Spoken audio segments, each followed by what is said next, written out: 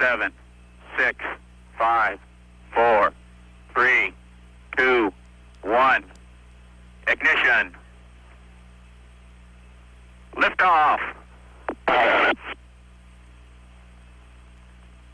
And in a few days, another probe into that void. Another page in the annals of testing and searching for answers, the 3 days of Gemini-10. The crew for Gemini-10 is Command Pilot John Young and Pilot Michael Collins. Long periods of training at zero gravity have gone into the preparation for the flight of Gemini-10. Of the 17 possible experiments carried aboard the 10 spacecraft, one, which may affect more earthbound residents of the planet, seeks to learn more about complex weather developments. In order to preserve the sight seen from their vantage point beyond the atmosphere, astronauts Collins and Young will use this camera to photograph weather developments from the spacecraft. Docking in space has been accomplished once in the history of manned spaceflight, and the 10 crew will rendezvous with the Agena target vehicle and attempt to physically join with it to study the effects of docked vehicles as it pertains to more advanced missions of the future. The Gemini-10 crew will also seek to rendezvous with the passive Agena, left in space after the mission of Gemini-8. There are no plans to physically dock with the now silent Agena.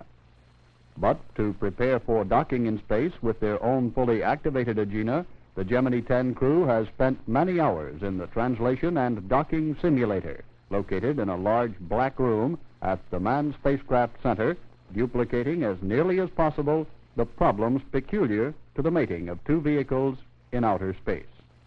The entire mission can be simulated while both crewmen are still on the ground by using the complex Gemini Procedures Simulator, which duplicates the mission from liftoff to re-entry. Hours of classroom study in spaceflight dynamics lie behind the plans for extravehicular activity in Gemini-10's flight plan. More hours, then, are spent at zero-G to prepare astronaut Collins for his spacewalk and the use of a space gun equipped with more propellant than ever before. The flight plan now calls for Collins to open the spacecraft hatch 3 times. First, to take pictures at night. Second, for his daylight walk in space. And finally, to discard unneeded items. In a spacecraft the size of Gemini, there is a place for everything, and everything must be kept in its place. More hours of practice in the art of housekeeping, called stowage, must be completed until the crew is completely familiar with their home for 3 days and prepared to stow equipment away and move on to other experiments in the busy flight plan setup for Gemini-10. Man's physiological reactions to the stresses of outer space are constantly monitored here on Earth at the biomedical console in the Mission Control Center. In order to keep track of such medical matters, tiny plastic discs called biosensors are attached to the body of the astronaut and feed signals back to the flight surgeon in Houston in less than 1 second. While time passes in the training and preparation of the flight crew, time also passes and events are marked in the actual construction of the so-called hardware to be used in the flight. Spacecraft designers once again go over with meticulous care the skeletal beginnings of what will eventually become the highly complex vehicle called Gemini-10. All phases of construction are carefully monitored at all points, both prime and subcontractors, as the spacecraft takes shape and is checked out. Then, when all is ready, carefully wrapped and shipped to the Cape Kennedy launch facility, lifted and joined to the Gemini launch vehicle, it stands ready to carry 2 men into space with the 3 days of Gemini-10.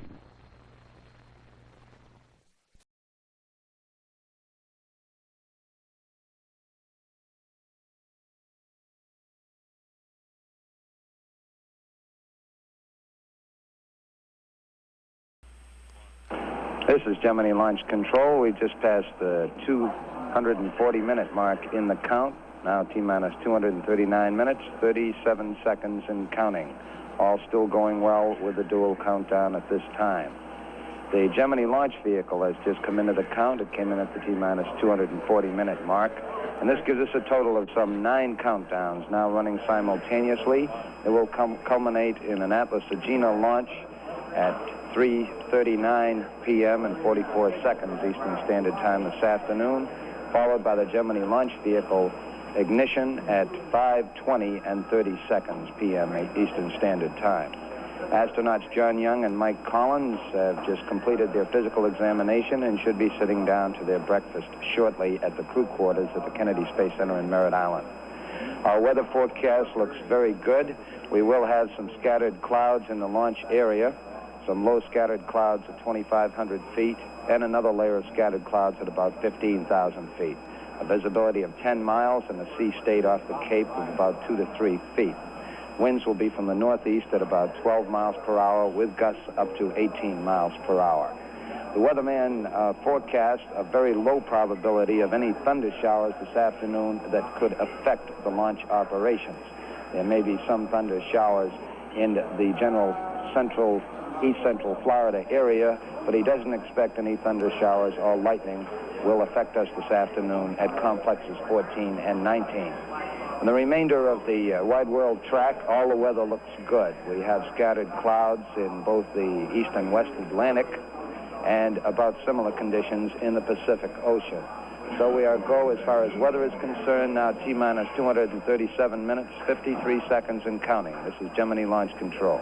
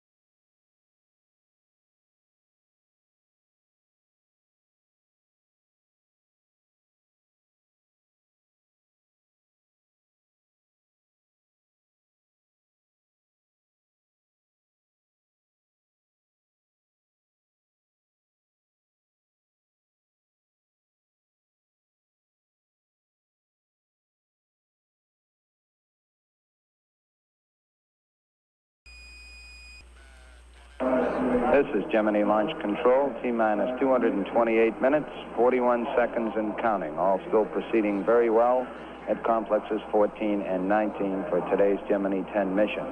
The prime pilots, John Young and Mike Collins, are now sitting down to their breakfast at the crew quarters at the Kennedy Space Center.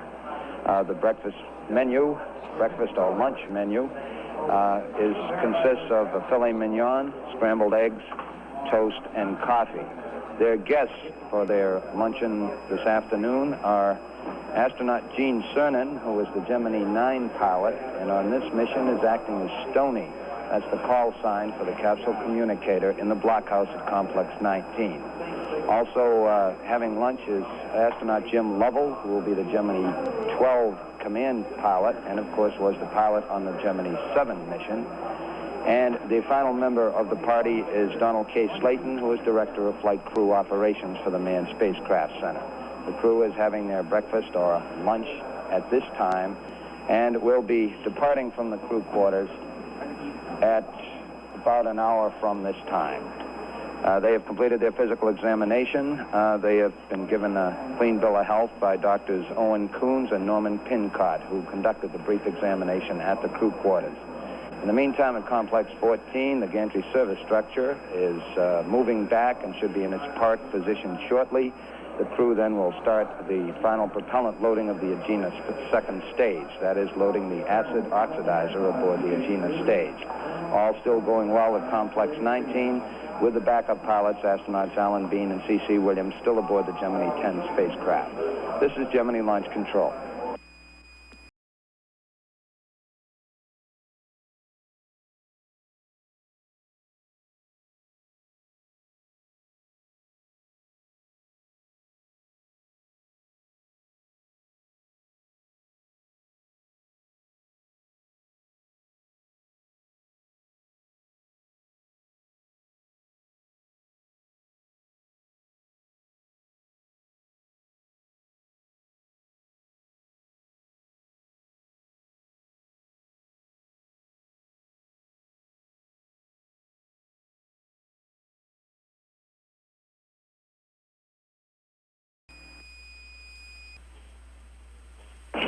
This is Gemini Launch Control, T-minus 210 minutes, 43 seconds and counting.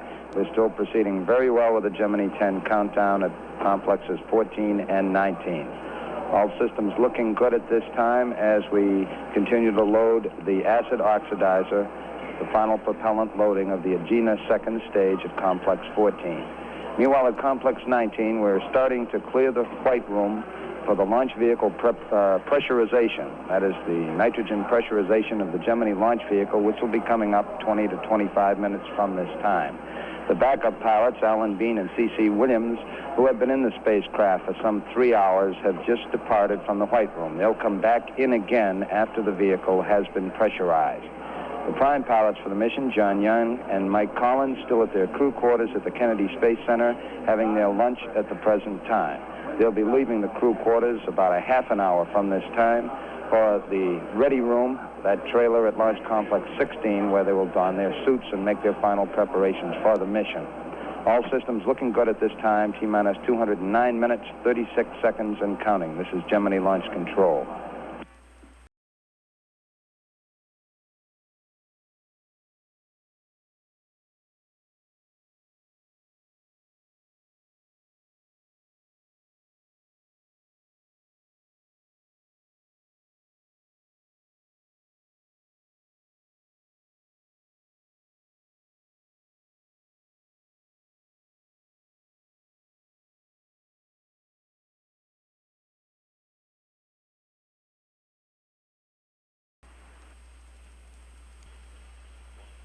This is Gemini Launch Control, T-minus 201 minutes, 42 seconds and counting, all still going well with the Gemini-10 countdown.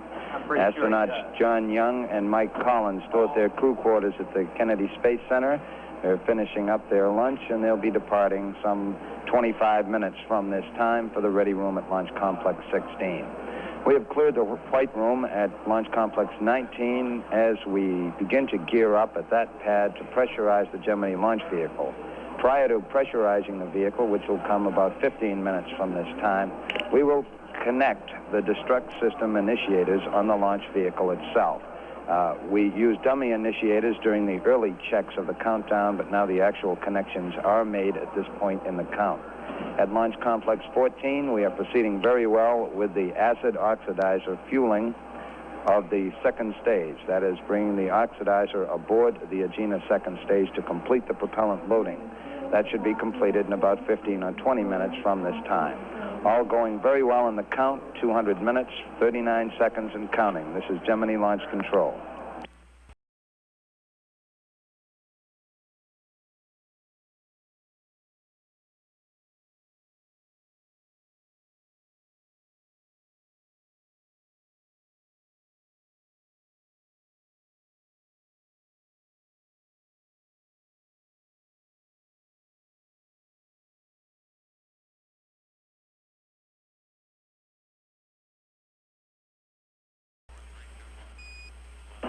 This is Gemini Launch Control, T-minus 193 minutes, 42 seconds, and proceeding very well with the Gemini-10 mission at this time.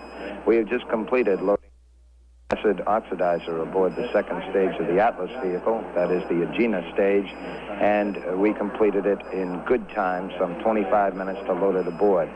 So we've completed our propellant loading of the Agena stage at 14. Meanwhile, at Launch Complex 19, we're gearing up for the launch vehicle pressurization, which will be coming up in a matter of minutes from this time.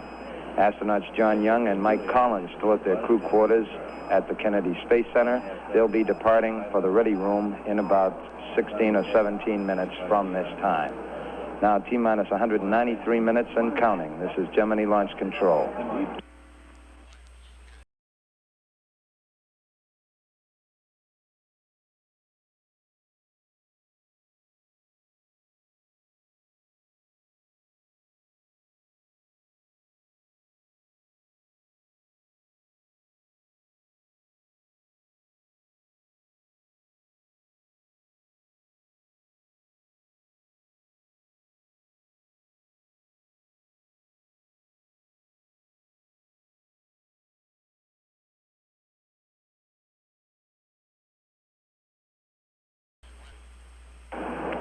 is Gemini Launch Control with T-minus 178 minutes, 42 seconds, and counting.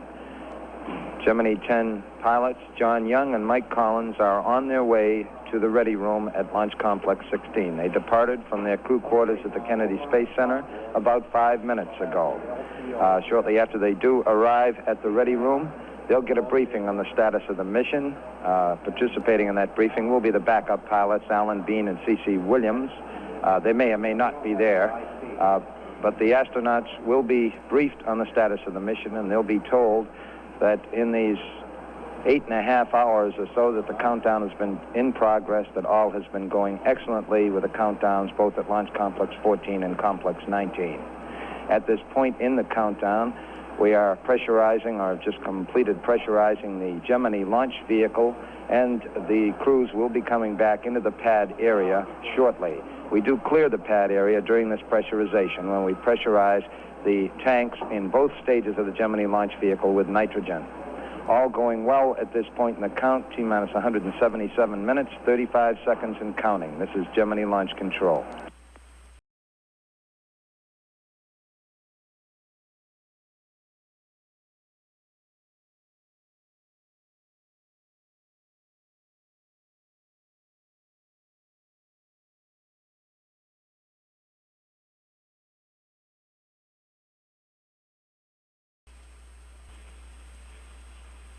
This is Gemini Launch Control, T-minus 171 minutes, 42 seconds and counting, all still going well with our simultaneous countdown at this time. The prime crew, astronauts John Young and Mike Collins, have arrived at the ready room at Complex 16, and where they'll start donning their spacesuits. They will actually come aboard the Gemini-10 spacecraft at about the 125-minute mark in the count. All systems still going well, both at Complexes 14 with the Atlas-Agena and 19 with the Gemini launch vehicle and spacecraft at this time. We're aiming for a launch of the Atlas-Agena at 3:39 and 44 seconds p.m. Eastern Standard Time. Because of the status of the Agena 8 spacecraft and the overall Gemini-10 mission, we will have a window of some 27 minutes and 20 seconds in order to launch from the time that was just announced. The Gemini launch vehicle will have a T-minus 0, that is ignition, at 5:20 and 30 seconds p.m. Eastern Standard Time. This is if all goes well and there are no problems encountered. If we do get off perfectly on that time, the whole time at the T-minus 3-minute mark will last some 5 minutes and 46 seconds. We're now at T-minus 170 minutes, 22 seconds and counting. This is Gemini Launch Control.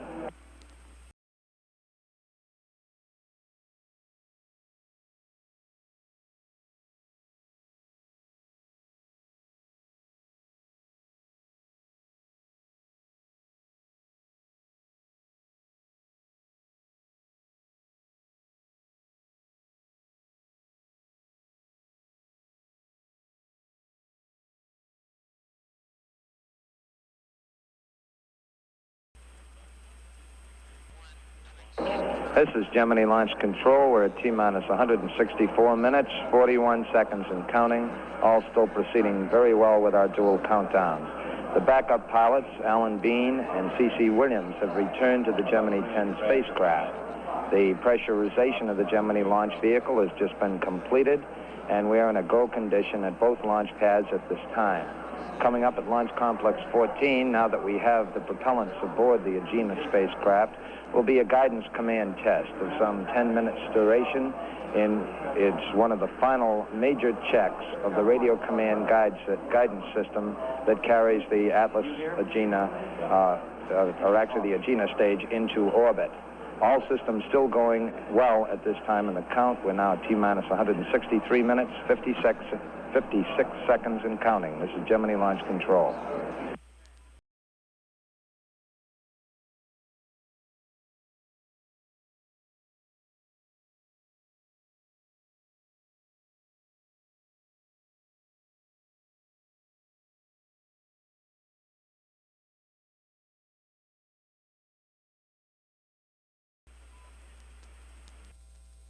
This is Gemini Control Houston, 59 minutes and 42 seconds away from the Agena launch. The launch team of flight controllers has moved into the control center here in Houston. They came to work approximately 45 minutes ago. 4 hours previous to that, flight controllers have been working the stations here, checking around the world. And the flight director, Glenn Lunny, who will be on duty for the launch, has just polled the various stations, and he gets reports like these. The recovery room reports we're ready in all respects. We even have good weather for you all the way around the globe. The voice levels to all the stations are exactly what they should be this afternoon. The only equipment problem we show right now on the network status is a data processor at the Grand Turk station. They're estimating that this data processor will be ready to support the launch about 20 minutes from now. At 58 minutes away from the Agena launch, we'll switch now to the Cape for an update there. This is Gemini Launch Control at the Cape. We're at T-minus 153 minutes, 25 seconds and counting, all still going very well at Complexes 14 with the Atlas-Agena and Complex 19 with the Gemini launch vehicle and spacecraft. Astronauts John Young and Mike Collins still in the ready room at Complex 16 where they're checking out their spacesuits at this time. Their backups, Alan Bean and C.C. Williams, still aboard the Gemini-10 spacecraft, making final checks. They'll be ready to report to the prime pilots when they come aboard some 25 to 30 minutes from this time. The next highlight coming up at Launch Complex 14 will be the final propellant loading. That is, loading the liquid oxygen aboard the Atlas vehicle. This comes at about the T-minus 140-minute mark in the count, or 45 minutes prior to the planned Atlas-Agena liftoff. We're aiming once again to report, the liftoff time is 3:39 and 44 seconds p.m. Eastern Standard Time. Now T-minus 152 minutes, 23 seconds and counting. This is Gemini Launch Control.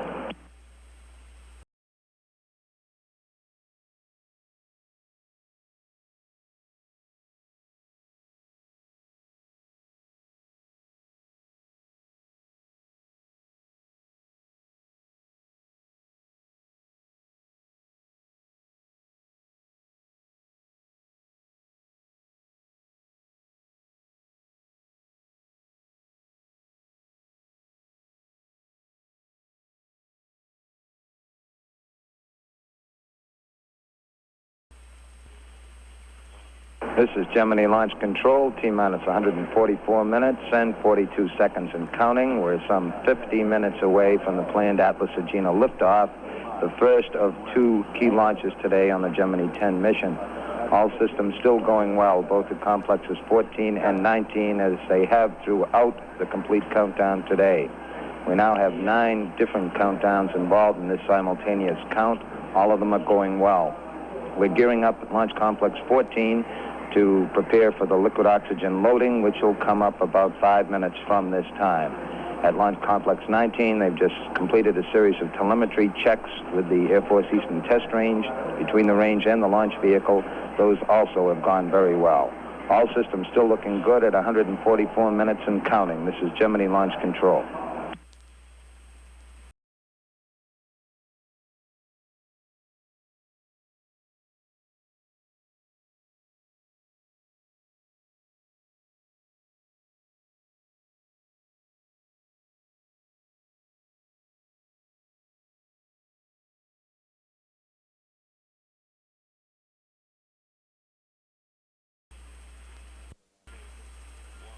This is Gemini Launch Control, T-minus 133 minutes, 41 seconds and counting. We're now some 39 minutes away from the planned Atlas-Agena liftoff. All still going well at Complexes 14 and 19 as our simultaneous countdown continues. At Launch Complex 14, some 5 minutes ago, we started loading the liquid oxygen supply aboard the Atlas vehicle. This is the oxidizer that burns with the so-called RP-1 fuel that was loaded aboard the Atlas several days ago. We'll be loading some 18,500 gallons of liquid oxygen aboard the vehicle and loading it at about 2,000 gallons a minute until we reach a 95% supply. Then we will continue to top off down to several minutes before the planned liftoff. because of the extremely low temperature of the liquid oxygen, it will boil off, and we must continue to replenish the supply down to the final moments before liftoff. At Launch Complex 19, astronaut C.C. Williams has just been reading out a status report from the spacecraft to the blockhouse concerned with the fuel cell. He's been giving a series of readings on its status. All appears to be going well at this time. The astronauts are due to depart from their ready room some 15 minutes from this time. Now, T-minus 132 minutes, 24 seconds and counting. This is Gemini Launch Control.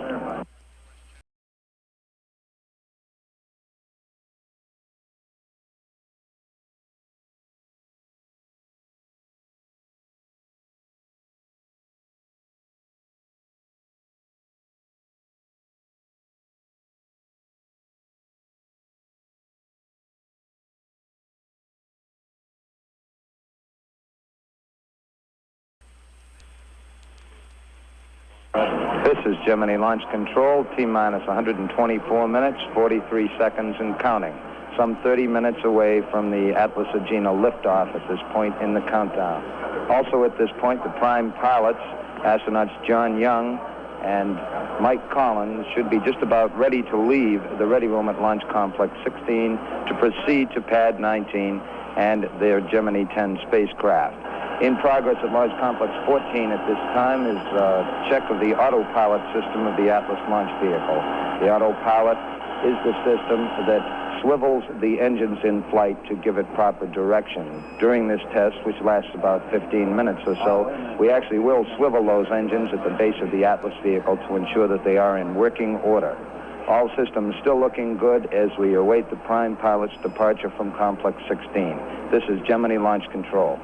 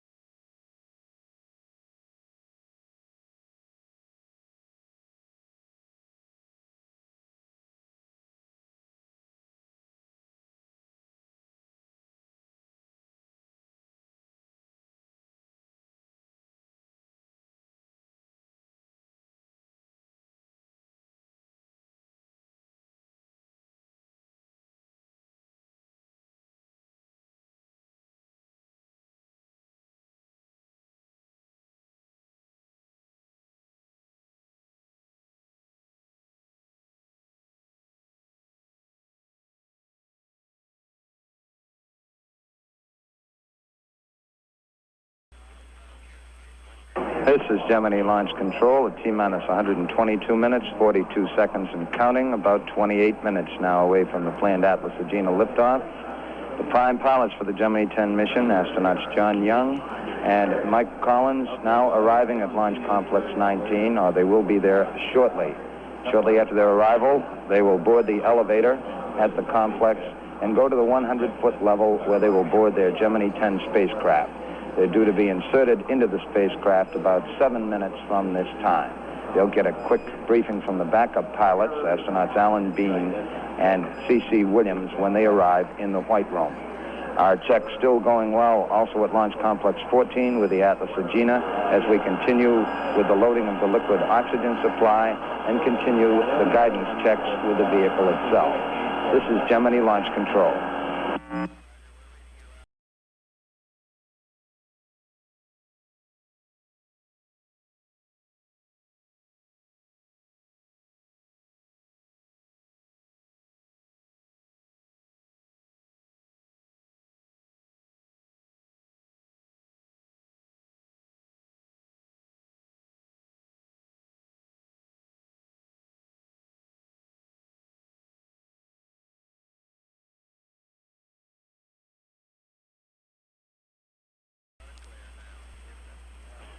This is Gemini Launch Control, T-minus 119 minutes, 42 seconds and counting. Astronauts John Young and Mike Collins now in the White Room at the 100-foot level at Complex 19. They'll be going aboard the spacecraft shortly. Just as they entered the White Room, the pad crew, in a kidding fashion, presented John Young with an oversized pair of pliers and Mike Collins with an oversized monkey wrench. This was to kid both the pilots. The pliers are in reference to a utility cord that Young has aboard the spacecraft. This is just like an electrical extension cord that he can plug into cameras and a number of other items. During some of his checks, he had reported he had some minor problems with the plug on this cord, which is about a half an inch in diameter, and expressed a desire to perhaps bring some pliers along with him on the flight. Under the same conditions with Mike Collins, the monkey wrench is presented because he was talking about some minor difficulties he had with the nitrogen hookup line for the handheld maneuvering unit that he'll use during his extravehicular activity. So he was presented with a monkey wrench for that purpose. The astronauts will be aboard shortly. In fact, they're getting aboard at this time. We'll be closing the hatches about 100 minutes in the countdown and aiming for the Atlas-Agena liftoff at T-minus 95. All still going well here at the Cape at this time. We now switch you to Mission Control, Houston. And this is Gemini Control, Houston. Earlier we reported some difficulty with the data processor at the Grand Turk station. That data processor now is fixed, and our board is completely green now around the world. All stations reporting they can support the launch. The Agena 8, which will be 1/3 of the vehicles planned to be used in this flight controller dream mission, is presently at an altitude, apogee and perigee of 217 by 215 nautical miles. It's showing a revolutionary period of 99 minutes, and its inclination of the equator is 28.8 degrees. If we succeed in getting the vehicles, the spacecraft, off on the appointed time, the 8 Agena will be 480 miles behind the spacecraft and about 50 to 75 miles above it. At 22 minutes away from launch, this is Gemini Control, Houston.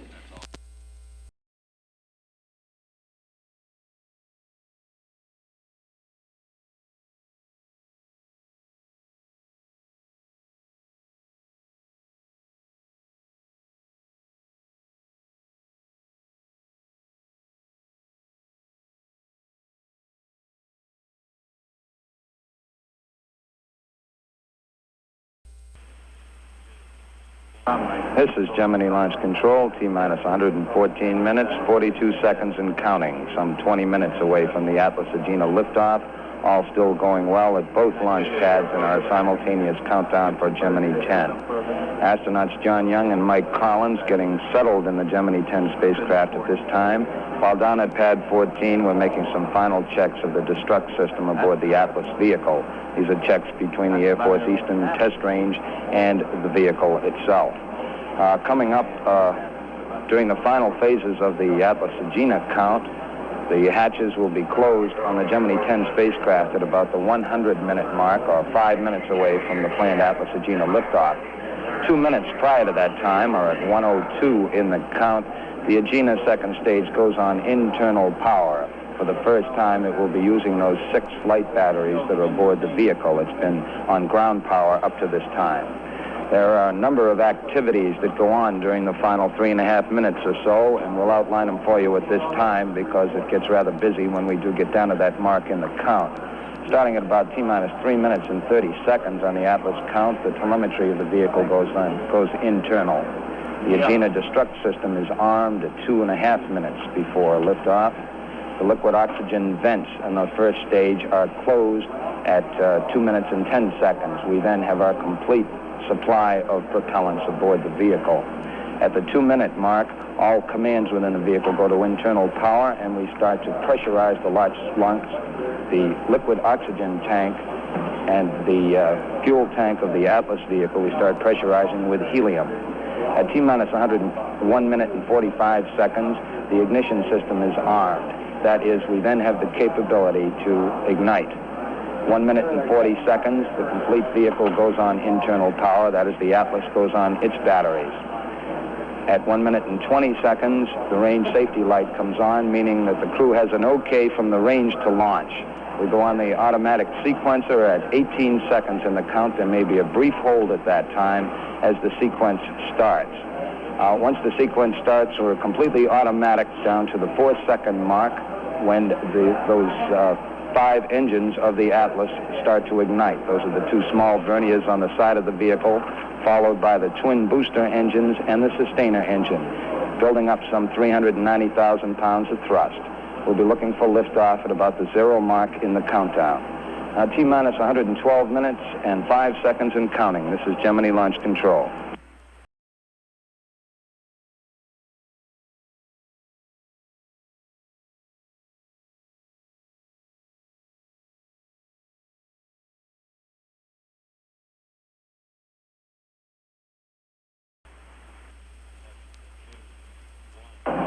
This is Gemini Launch Control, T-minus 109 minutes, 42 seconds and counting. Some 15 minutes away now from the planned Atlas-Agena liftoff.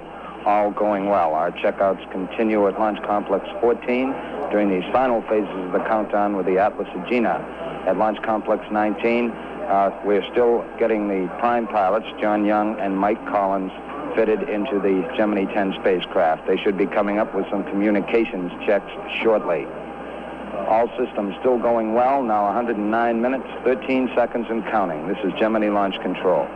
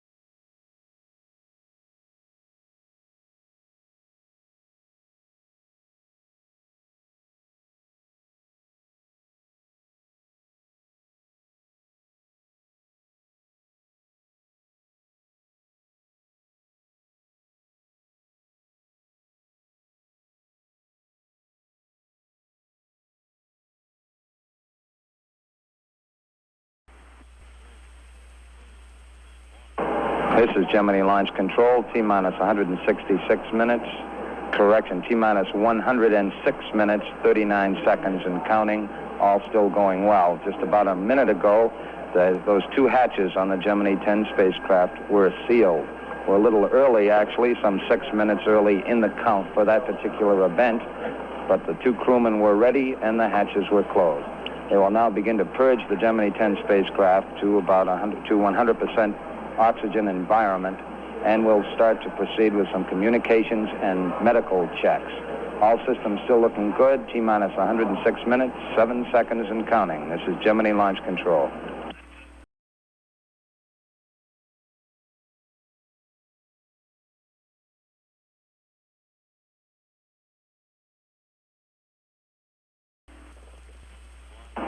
This is Gemini Launch Control, T-minus 103 minutes, 42 seconds and counting, some 9 minutes away from the Atlas-Agena liftoff. In the blockhouse of Complex 14, the launch director is now going through a final status check of all systems, and they're reporting go. We are in a go condition also at Launch Complex 19, where astronauts John Young and Mike Collins are making some early checks in the Gemini-10 spacecraft. All systems looking good at this time. The Agena spacecraft has just gone on internal power. T-minus 103 minutes, 11 seconds and counting. This is Gemini Launch Control.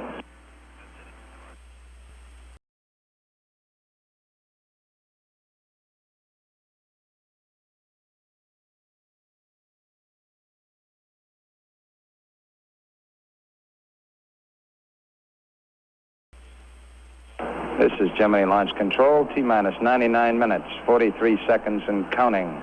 We're aiming for a liftoff of the Atlas-Agena of 39 minutes and 44 seconds after the hour. We've just gone through some final status checks with the Atlas-Agena, and all systems report go. T-minus 99 minutes, 27 seconds and counting. This is Gemini Launch Control.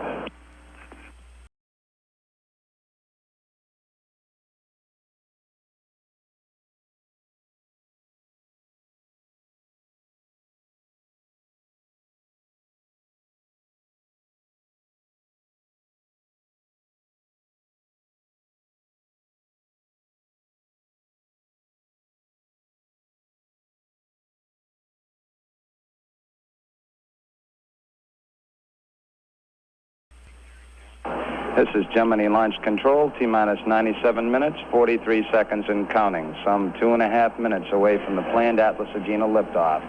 All systems still looking good at this time. We have had a report that the Atlas telemetry system now is on internal power. Now we're at 2 minutes and 28 seconds and counting. Going through another final status check. We have a go from the range to launch. We have a temperature of about 81 degrees and surface winds at about 16 knots. All systems still looking good here during the final phases of the count. Now 2 minutes and 10 seconds and counting.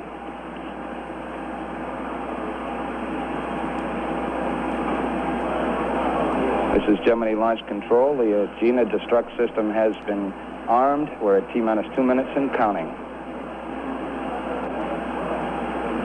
Liquid oxygen tanking has been secured. Those vents are closed. T-minus 1 minute, 46 seconds and counting. This is Gemini Launch Control, T-minus 1 minute, 38 seconds and counting. The ignition system has been armed. We will be ready to turn on the sequencer at the 18-second mark in the countdown. Now 1 minute and 26 seconds and counting. Back at Launch Complex 19, astronauts John Young and Mike Collins getting reports on the status of the countdown, but they will not be able to see the launch. T-minus 1 minute, 13 seconds and counting. The launch vehicle now is completely on internal power as we come up toward the 1 minute mark. T-minus 60 seconds and counting. T-minus 60. The helium supply that pressurizes the vehicle is now on internal power. T-minus 50 seconds and counting.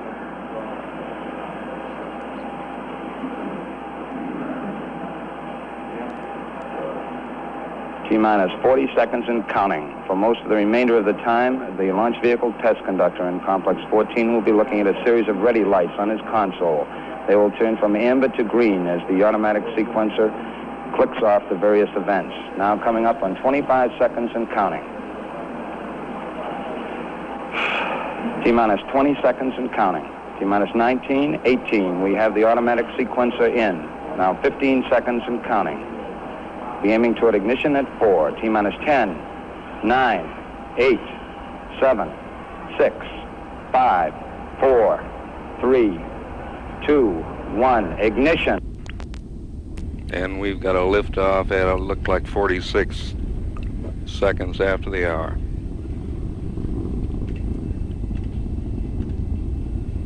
Plus 12 seconds. Trajectory is good and so is range safety.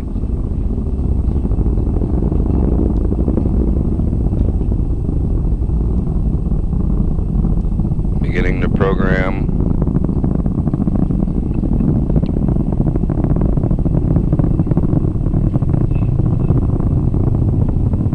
Plus 40 seconds.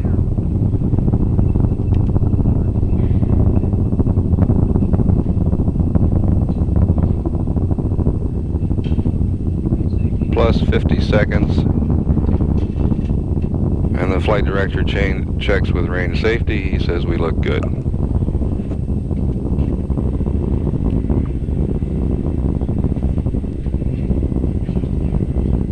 1 minute, 6 seconds.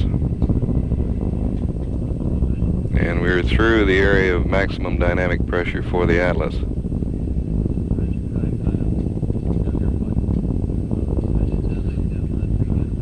1 minute, 20 seconds.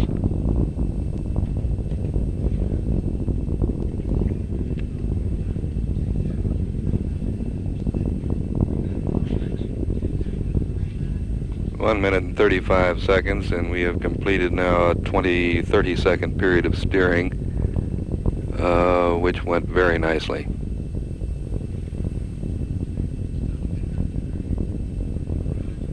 Altitude about 20 miles, and we're about 25 miles downrange.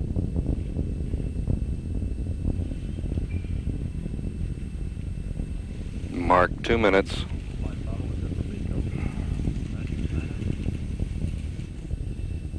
Coming up on booster engine cutoff, and Flight Dynamics says everything looks good to him. BECO, 2 minutes, 15 seconds into the flight.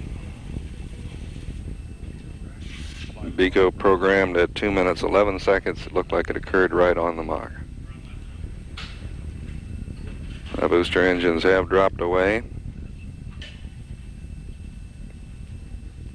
The 57,000-pound thrust sustainer now driving the vehicle up and out over the Atlantic. Safety observer looks good here. 2 minutes, 50 seconds. The range safety observer confirms that everything looks good to him from his post at the Cape. Mark 3 minutes. The altitude 60 miles. We're 125 miles downrange.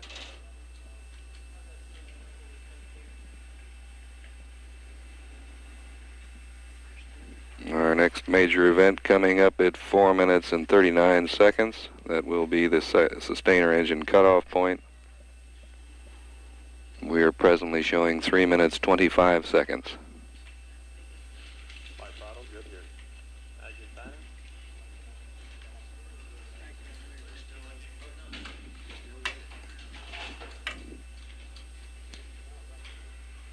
3 minutes, 40 seconds. Flight Dynamics again confirms we look good.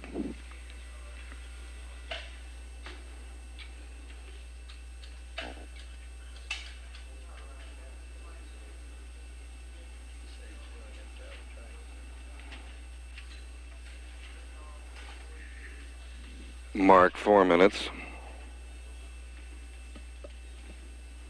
We're about 30 seconds away from the cutoff point.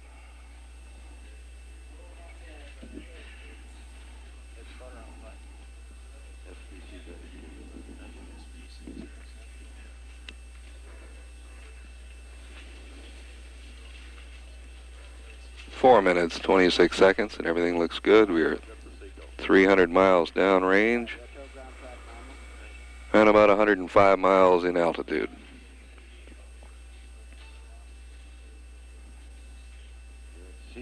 We have SECO. Sustainer engine has shut down.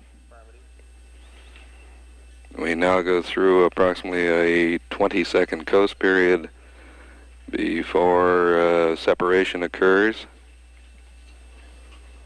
After the separation sequence, there's a 52-second coast until the secondary propulsion system lights off on the Agena.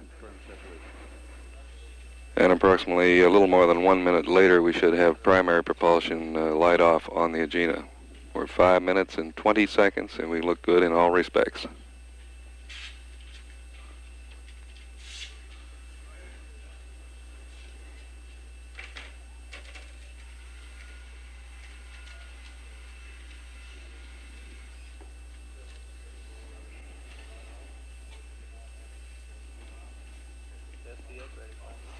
Ready?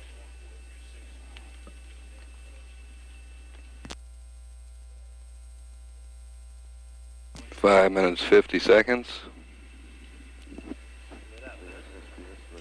And now we've got the secondary propulsion system has come in. The small thrusters ignited right on schedule.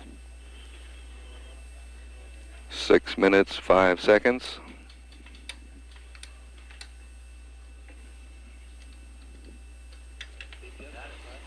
And we've got the primary propulsion system has ignited on schedule at 6 minutes, 10.2 seconds. Flight Dynamics has confirmed the engine start on the Agena engine, the big engine. This burn is to carry a little more than 3 minutes, with shutdown occurring at 9 minutes, 16 seconds into the flight. We have a report of shroud separation. This event was to take place at 6 minutes, 20 seconds. We're now at 6 minutes and 50 seconds.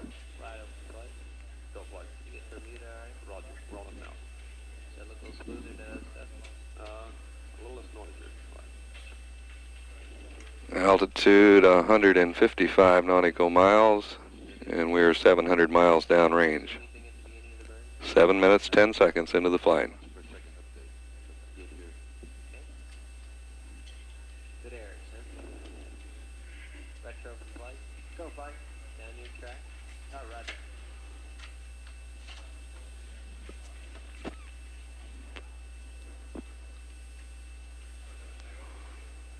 Flight throttle, good here.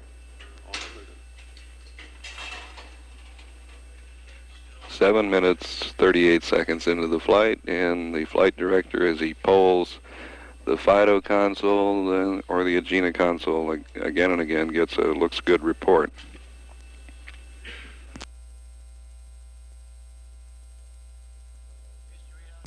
We're 160 miles now in altitude. About 900 miles downrange. 8 minutes and 3 seconds into the flight. And we're approximately 1 minute away from the Agena engine shutdown.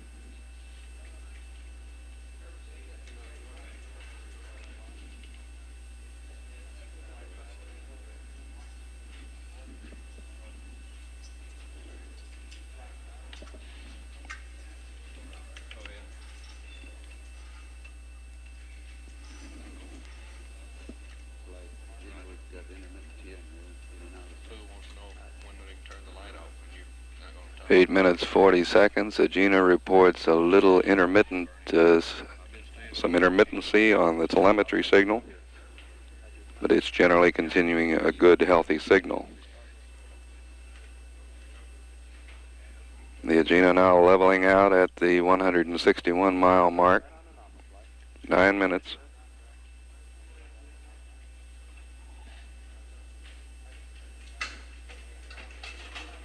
We're 1,100 miles downrange.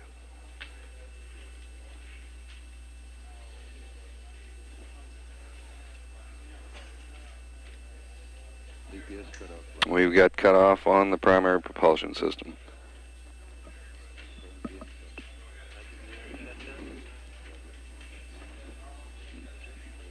The Agena controller advises we had a normal shutdown. And now we'll await a report from Flight Dynamics. He advises that the cutoff looked nominal in all respects to him, the Flight Dynamics officer. Commands now being sent to the Agena to disable the command destruct system receivers aboard. 10 minutes into the flight. The assistant flight director is advising the range stations around the world that we had a good cutoff and we look good. 10 minutes 35 seconds into the flight, and the launch displays that we follow, the trajectory lines have been taken down from our big board here in the control center. We're back on the world map. And we're standing by for a command to the Agena to unrigidize the docking collar. And the Flight Dynamics officer advises that the first rough cut on the orbital elements of this Agena are 165 by 159. 165 by 159 nautical miles. These will be refined as we move through this first orbit. We're 11 minutes and 27 seconds into the flight, which appears to be the flight of the Agena, which appears to be successful in all respects. We'll switch now to the Cape for an update there.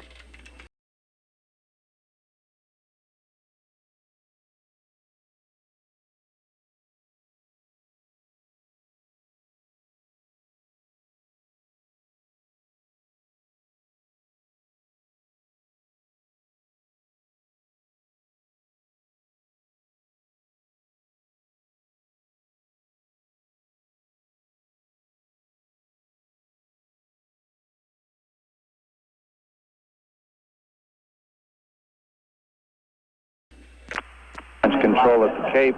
T-minus 83 minutes and 21 seconds and counting for the Gemini launch vehicle and spacecraft at Complex 19. Astronauts John Young and Mike Collins have been kept abreast of the Agena performance, and they were happy to hear that we apparently have a good Agena in orbit. They are getting right to work, however, or right back to work as far as their spacecraft is concerned, and going through the start of a whole series of checks that will be going on for the next 10 minutes or so. This is the astronauts' switch list checks, in which both pilots, John Young, who's designated crewman number 1, and Mike Collins, crewman number 2 in the Gemini spacecraft, will check just about every switch in the spacecraft on their various consoles to ensure that they are in the proper position prior to launch. The spacecraft, of course, has been sealed. They are on a 100% oxygen environment at the present time. They were given permission a short while ago by the spacecraft test conductor to move up their face plates, that is, actually open the face mask. All systems looking good at this stage with the Gemini count also. T-minus 82 minutes, 11 seconds and counting. This is Gemini Launch Control.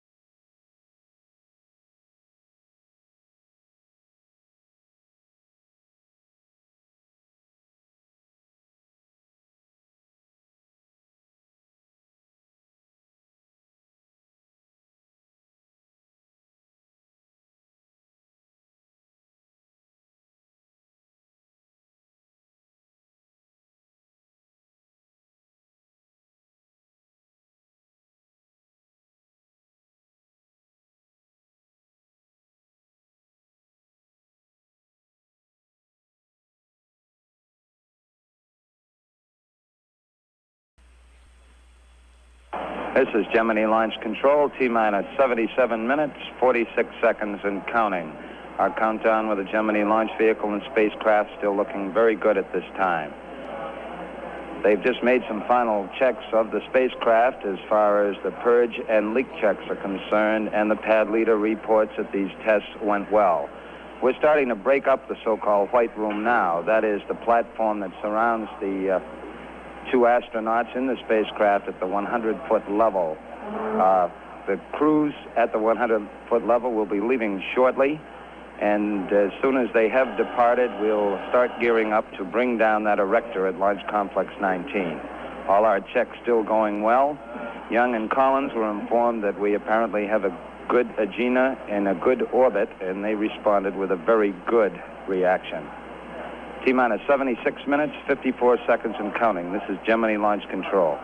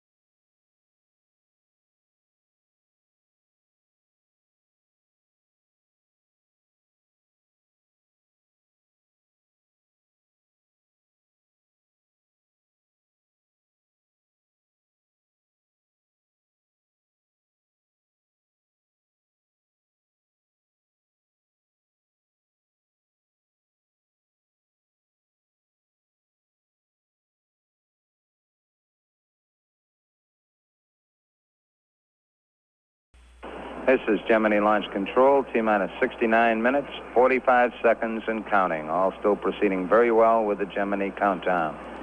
Astronaut Mike Collins has just completed a series of checks on the spacecraft environmental control system, and the crew that has been working with the spacecraft at the 100-foot level now has departed. We will be bringing down the erector about a little less than 15 minutes from this time. That will be the next major highlight in the countdown.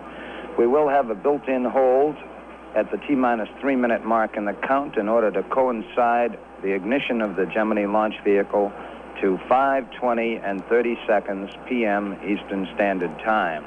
This hold time will be in the area of 5 minutes and 45 seconds to 6 minutes, depending on the actual parameters that we receive a little later in the count on the performance of the Agena 10 spacecraft in orbit. At the T-minus 40-minute mark, the flight director, Glenn Lunny, will bring us up to date here at the Cape and in the blockhouse on the status of the Agena spacecraft. And at the 18-minute mark in the count, he will tell the launch vehicle test conductor the exact time that he wants to launch. When that time is given at the 18-minute mark, the exact hold time will be determined. Now, T-minus 68 minutes, 19 seconds and counting. This is Gemini Launch Control.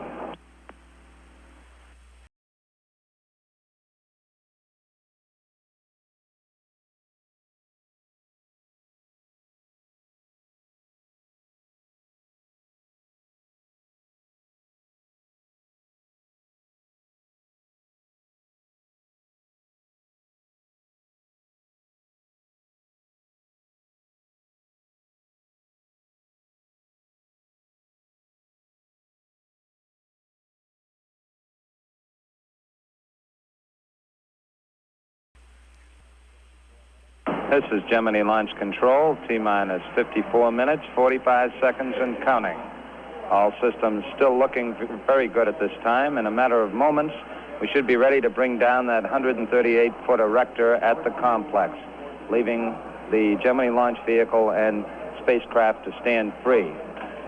To repeat, we will have a hold in the countdown, a planned built-in hold at the T-minus 3-minute mark to adjust our launch time to 5:20 and 30 seconds p.m. Eastern Standard Time. That actually is the ignition of the launch vehicle, and some 3 to 4 seconds thereafter, we will get liftoff.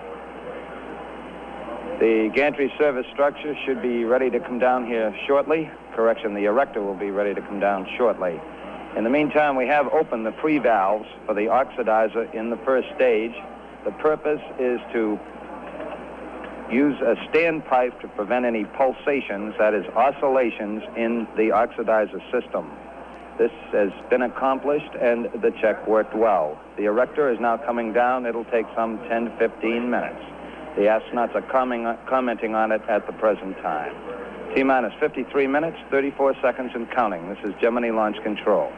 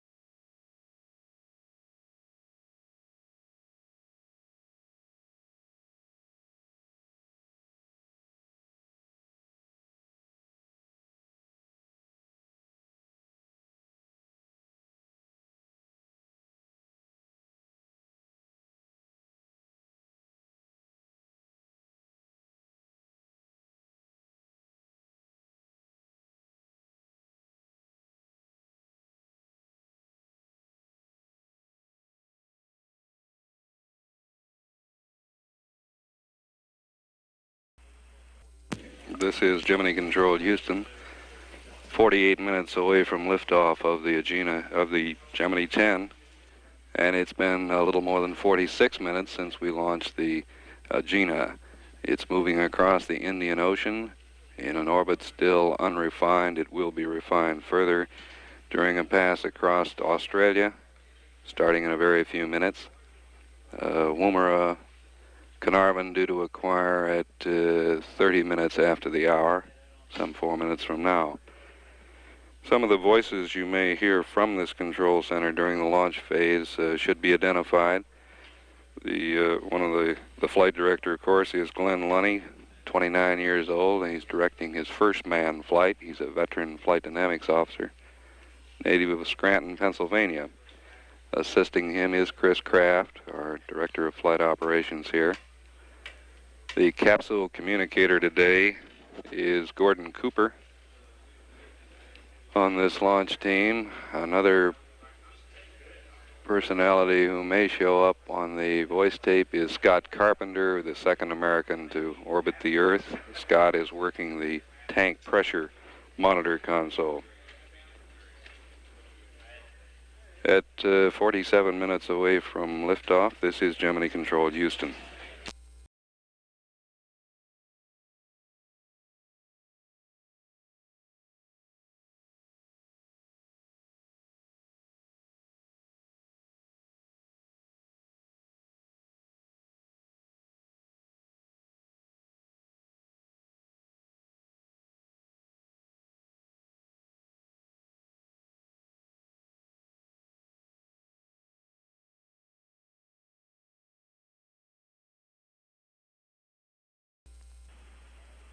This is Gemini Launch Control, T-minus 42 minutes, 45 seconds and counting. All still going very well with the Gemini launch countdown at the present time.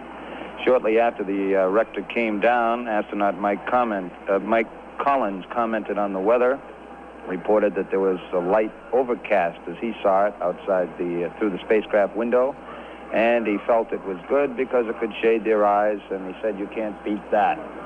In the meantime, they are continuing with their checks in the spacecraft, and we're coming up on a major test with a Gemini launch vehicle about 5 minutes from this time. This is the so-called program sequence test. It's a final major check of the launch vehicle guidance system. This will be last some 5 to 10 minutes during this period. We're still aiming toward an ignition time for the Gemini of 5:20 and 20 seconds p.m. Eastern Standard Time. We will have a built-in hold at the T-minus 3 minute mark in the count to coincide our ignition and liftoff to the time we want in order to coincide it with the Agena 10, which is now in orbit. Now T-minus 41 minutes, 36 seconds and counting. This is Gemini Launch Control.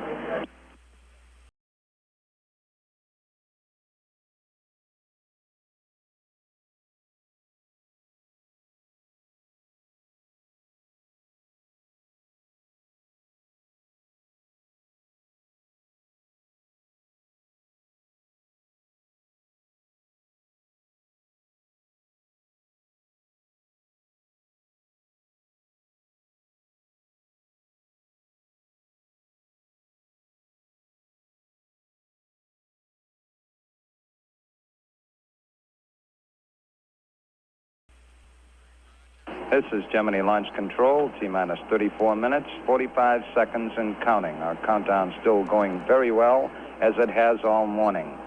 At this point in the count, we're in the program sequence test at Launch Complex 19. As reported earlier, this is a final major exercise of the launch vehicle guidance system, in which the crew in the blockhouse feeds in commands for pitch, roll, and yaw, and then they watch the engines in the two stages of the vehicle to see that they respond to the commands from the programmer in the launch vehicle.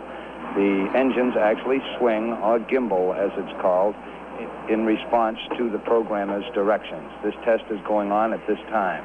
The backup pilots, Alan Bean and C.C. Williams, along with their boss, Deke Slayton, now have returned to the Mission Control Center from the launch pad.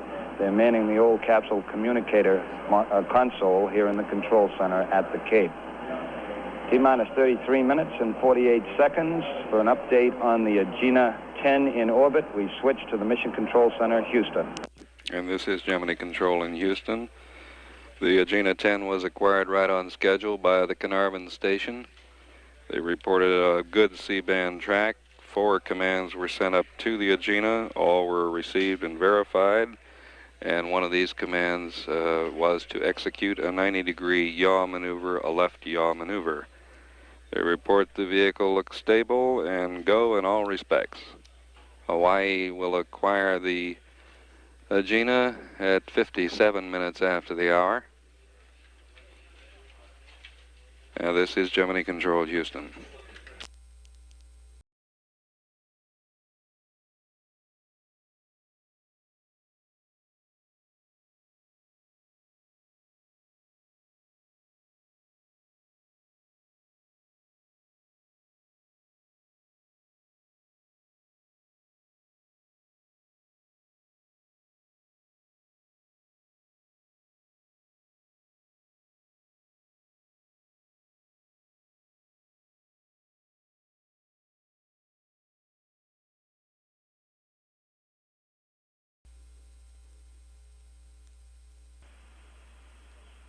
This is Gemini Launch Control, T-minus 27 minutes, 45 seconds and counting. All still going very well with the Gemini 10 countdown. At this point in the countdown, we're gearing up for the static test of the spacecraft propulsion system, which will be coming up about 7 minutes from this time. The astronauts in the spacecraft will check their various dials concerned with this system before, during, and after the propulsion test. During this test, we actually fired the 25-pound thrusters located at the base of the adapter on the spacecraft. This is just to make a final check that they will be in working order for their use in orbit.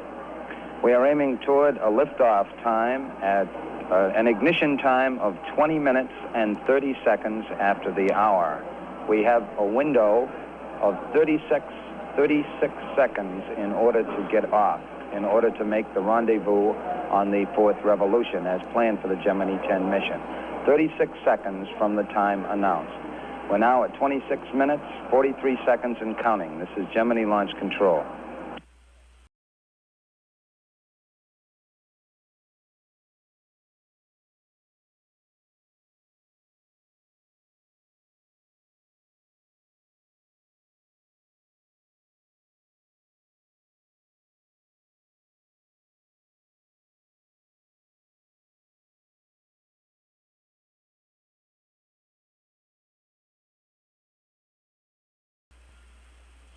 This is Gemini Launch Control.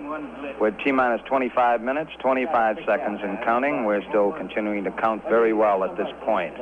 To repeat the planned launch liftoff times and the window we will be encountering, we will repeat that information at this time. We will go into a hold at T-minus 3 minutes. We'll learn the exact time shortly. It'll be in the area of about 5 minutes, the duration of the hold. We'll be aiming toward an ignition of the launch vehicle at 20 minutes and 20 seconds after the hour. We'll be looking for liftoff of the Gemini launch vehicle 20 minutes and 24 seconds after the hour. From that time, we have about 36 seconds in which to launch. That is, if we do not reach the exact launch time plan. We have a 36-second window. Now, T-minus 24 minutes, 35 seconds and counting. This is Gemini Launch Control.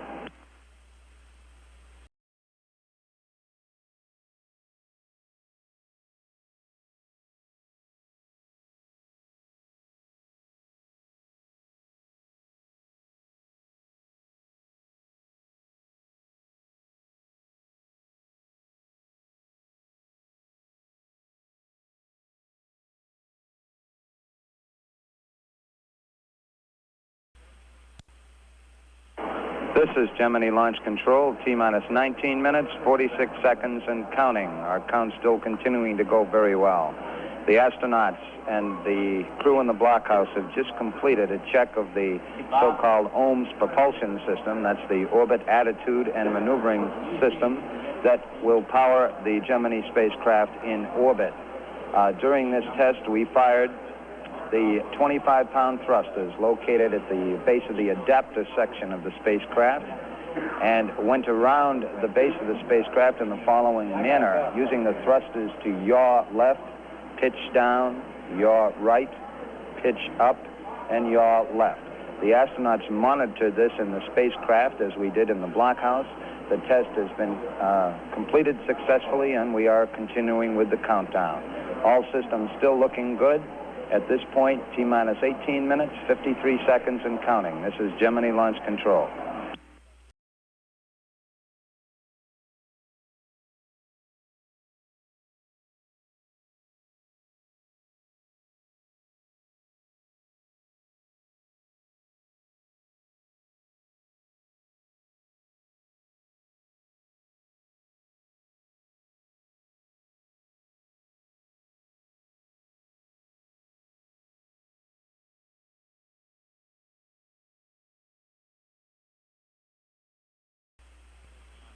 This is Gemini Launch Control, T-minus 13 minutes, 45 seconds and counting. All still proceeding very well with the Gemini 10 countdown.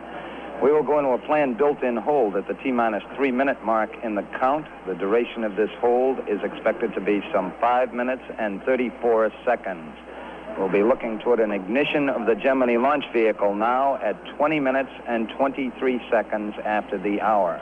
These times have changed and may change again as we get down in the late part of the count as we refine our data concerned with the Agena 10 in orbit. Right now, we will hold at T-minus 3 minutes for a duration of 5 minutes and 34 seconds, aiming for ignition of the Gemini launch vehicle 20 minutes and 23 seconds after the hour, with a window of some 37 seconds in which to launch. We have received an update for the spacecraft computer of flight parameters from the Houston computer. After we come out of the 3-minute hold, the radio command guidance system here at the Cape will feed the roll angle to the Gemini launch vehicle guidance system, which of course is the primary guidance system for the flight.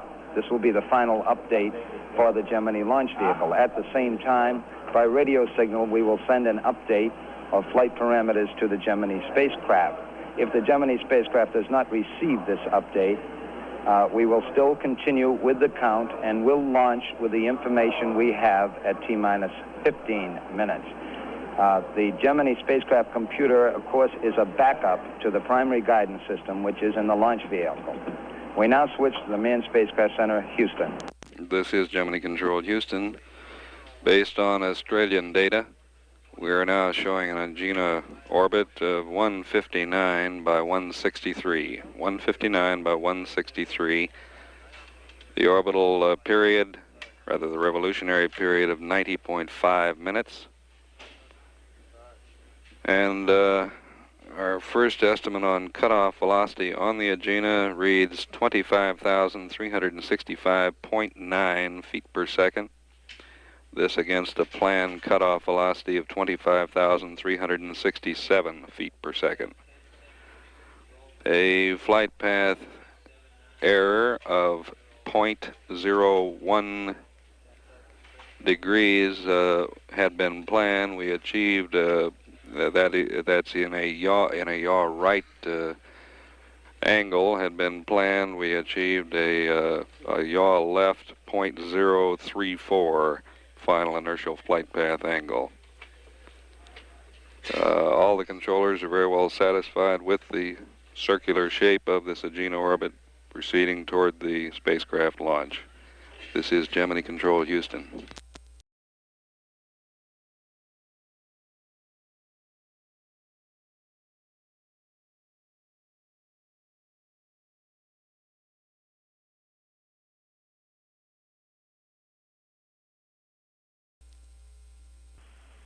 This is Gemini Launch Control at 6 minutes and 46 seconds and counting for Gemini 10. We will be going into a planned built-in hold at the 3-minute mark in the count. Duration of the hold, about 5 minutes and 35 seconds. We will then resume our countdown, aiming for an ignition of the Gemini launch vehicle of 20 minutes and 23 seconds after the hour. The liftoff should come some 3 to 4 seconds thereafter. We've just gone through a complete status check in the blockhouse and the spacecraft itself, and all systems report go at this time. Now 6 minutes and 12 seconds and counting. This is Gemini Launch Control.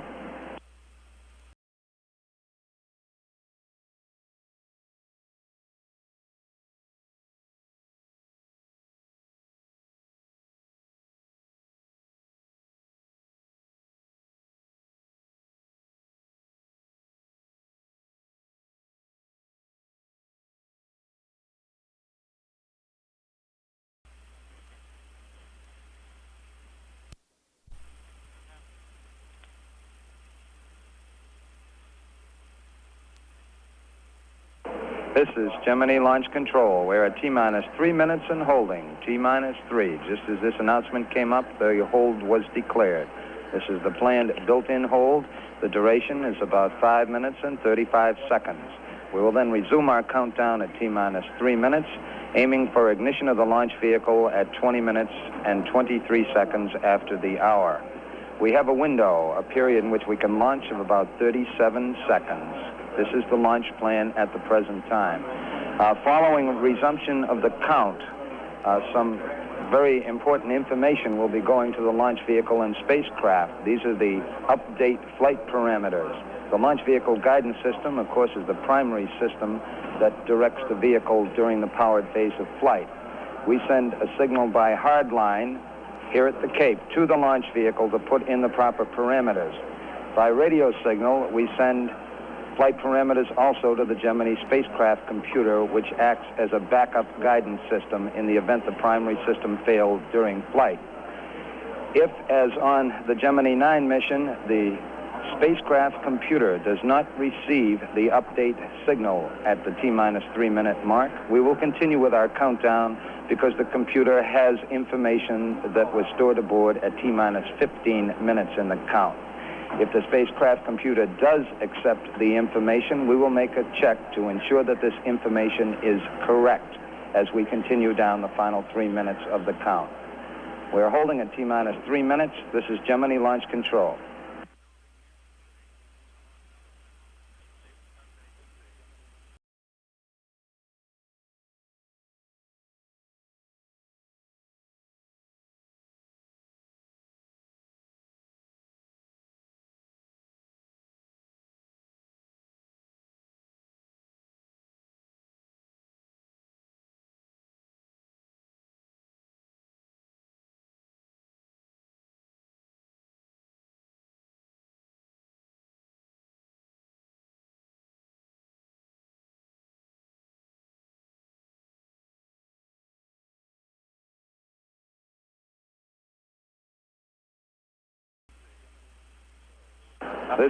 This is Gemini Launch Control. We have resumed our countdown. We're now at 2 minutes and 50 seconds and counting. 2 minutes and 50 seconds and counting. All systems still looking good. At this point, the update information should be coming to the launch vehicle and spacecraft. We understand the launch vehicle has received the update at this time. T-minus 2 minutes and 33 seconds and counting.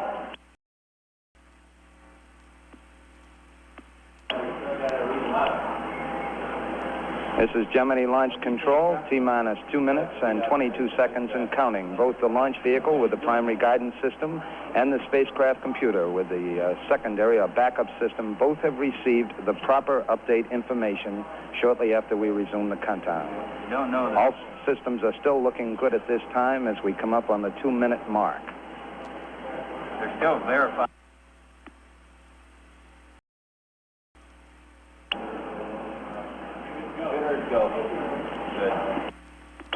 This is Gemini Launch Control, T-minus 1 minute and 50 seconds. We now have confirmation here in the control center that the updates received by the launch vehicle and spacecraft are correct. We are in a go condition at this point in the countdown. During the final moments of the count, the vehicle will go on internal power on its 2 batteries in the launch vehicle at 1 minute and 30 seconds. Right at this point, T-minus 90 seconds and counting. Some 10 seconds from now, the engines will be gimbaled. Once again, as a final check, the launch vehicle test conductor will alert the astronauts that this event will take place because they can actually feel it in the spacecraft itself. Now 1 minute and 11 seconds and counting.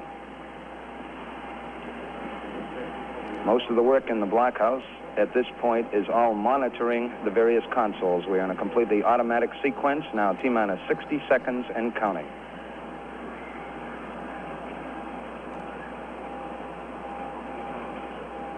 T-minus 50.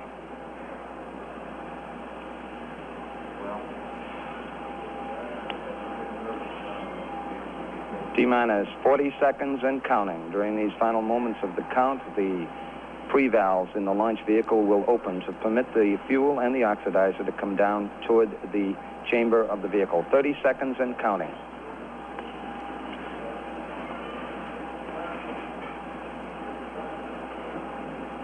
T-minus 20. Quick check in the blockhouse. All systems looking good. T-minus 15. T-minus 10. 9. 8. 7. 6. 5. 4. 3. 2. 1. 0. Ignition. Ignition, Liftoff. and we've got a liftoff.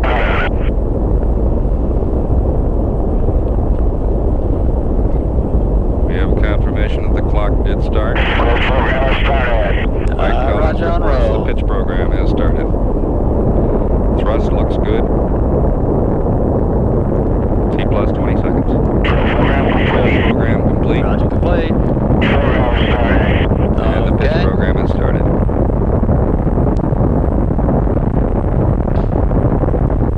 Looking mighty good. 35 seconds into the flight. Gordon Cooper advises the crew they're looking mighty good.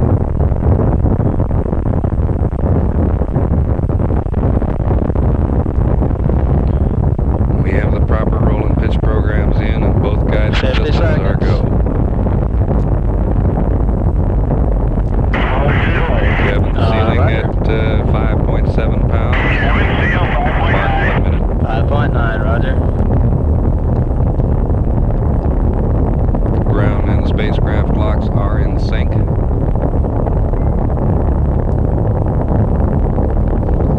One minute, 15 seconds.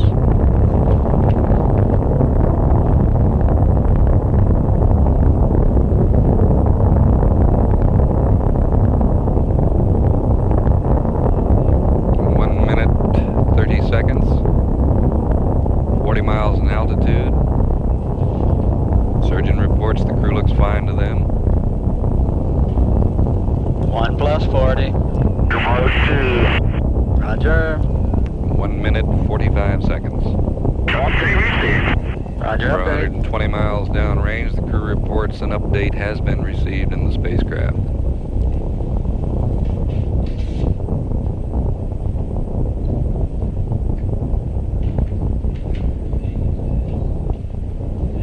Two minutes, 4 seconds. Roger. And the crew has Roger, been given 10, a your go for staging. Roger. And 10 is go for staging, Young reports. 2 minutes, 20 seconds.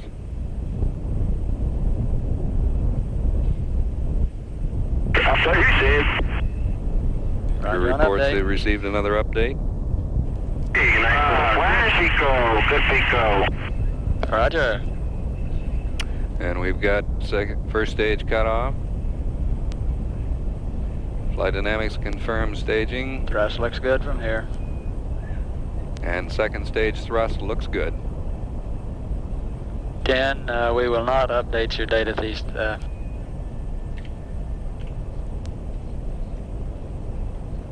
Never mind. Roger, the guys looks good. Roger. Young says his guidance displays look good on board, and they look good here in this control center. 3 minutes, 12 seconds into the flight.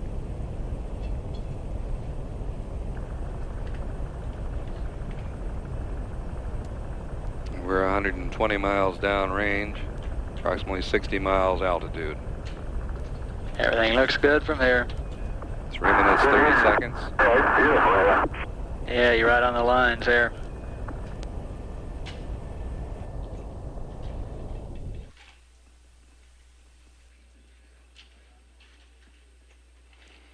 Three minutes, 44 seconds into the flight. Altitude now about 70 miles. Guidance says both guidance systems are exactly what they ought to be. Mark 4 minutes.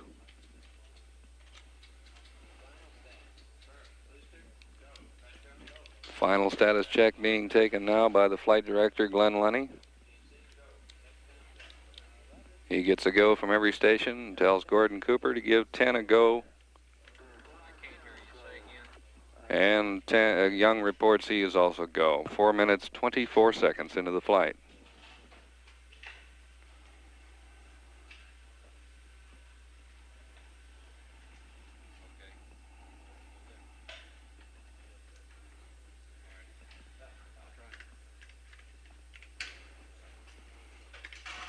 4 minutes, 44 seconds into the flight.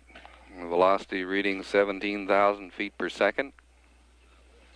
Altitude a little more than 80 miles. We're about 320 miles downrange.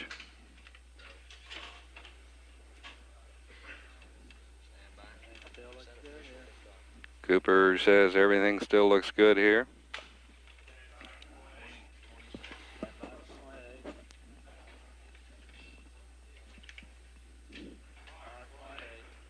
Five minutes, 16 seconds into the flight, and we've achieved 80% of the desired velocity. We're now reading a little more than 21,400 feet per second.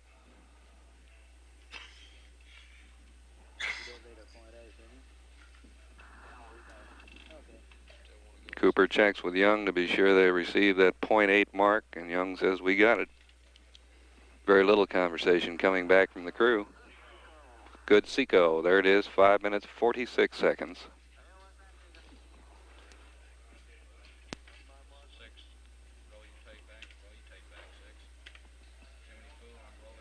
520 miles downrange. 87. Lunny says you go all the way to proceed with the IVAR routine, the Insertion Velocity Authority routine. And the crew, the spacecraft is firing its thrusters. And Young says we look good. They're leaving the second stage. Mike Collins now reading some numbers out of his computer on board.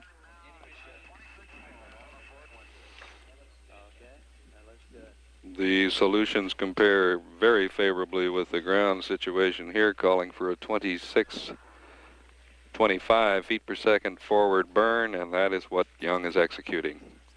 6 minutes, 53 seconds.